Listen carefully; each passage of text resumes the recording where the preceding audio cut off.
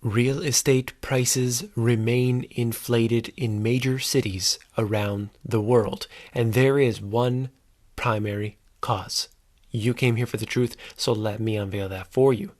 It is ultimately different factors affecting countries differently at different rates over different times. However, the primary cause is ultimately that we have historically the lowest interest rates ever.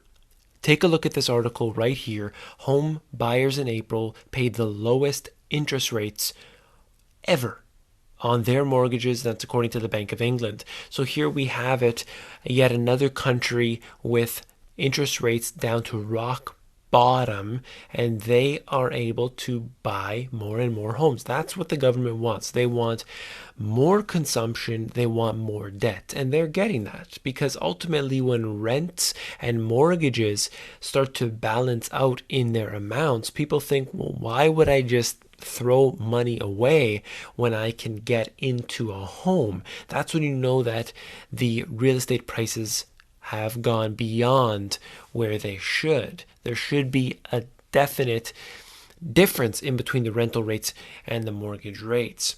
Earlier in the year, banks and building societies scrapped some of the biggest deals on offer because they expected the Bank of England to start raising interest rates. Yes, that's right.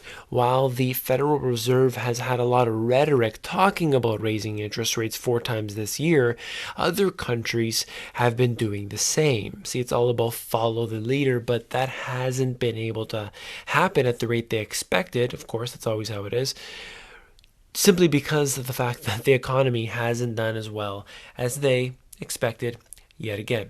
Some of the Bank of England officials have even discussed the possibility of a rate cut beyond its 0.5% level, and they will have to cut into the negative like many countries have. Let's get into the next article right here as we see this here.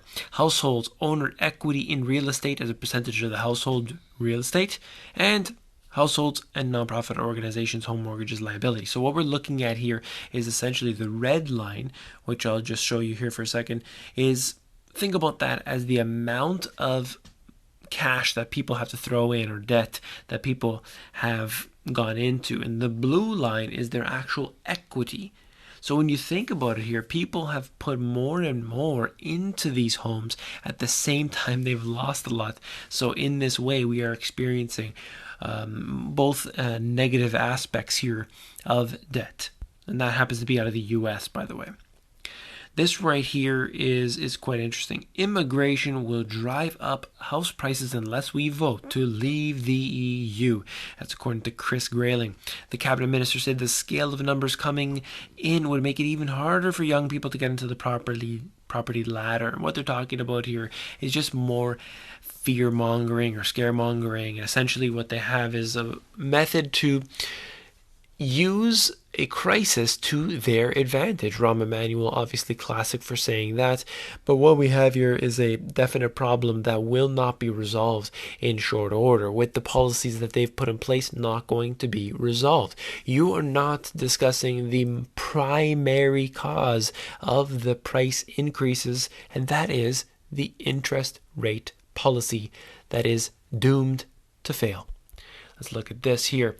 Brexit would cost each worker $3,200 a year by 2030 and send economic shockwaves across the world, warns OECD as the international institutions ramp up to scaremongering over the EU vote. So here we have the same thing happening all the time where they use this as an excuse, and it is not a way to basically create any real change. And that's not going to change by using the OECD. We've seen the IMF come out. We've seen every single head of state say the same thing, cabinet ministers, and everyone else along the line. All we have is a global policy dictated by those who sit above the politicians. It's no different than what we've been seeing all of these years. Last but not least, I'd like to cover the robots and automation and how they're taking over a lot of jobs. Meet Zenbo, the Asus robot that costs no more than a smartphone. This is the voice-controlled companion whose touch screen face shows us emotions, can entertain the kids, and control the lights. So we will have an integration of robotics and automation that goes not just into sort of the hidden aspects which are being implemented, such as the microphones, into the street lights that we've seen, and we have all the features that are put into the cars and everything hidden, where your computer can actually send out signals from chips that exist on the boards that even when the computer's off, it's still sending out signals. That technology exists. I believe it was Intel whose chips have that built in, confirmed to work successfully somehow, even when the power's off.